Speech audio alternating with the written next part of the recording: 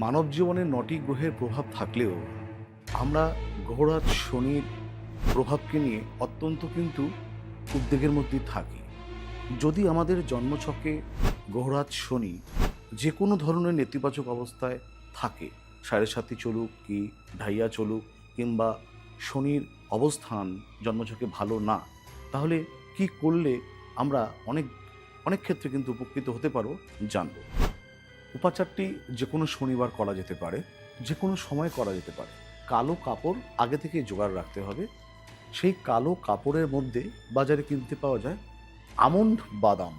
এই আমন্ড বাদাম ৮খানা, অর্থাৎ ৮ সংখ্যা, একটি দুটো করে ৮টি আমন্ড বাদাম সেই কালো কাপড়ে নিয়ে সেটাকে পুটুলি করে আপনার বাড়ির অপেক্ষাকৃত যেখানে আলো কম যায়, অর্থাৎ অন্ধকার জায়গায়, অপেক্ষাকৃত অন্ধকার জায়গায় সেই কালো কাপড়টি রেখে দিন।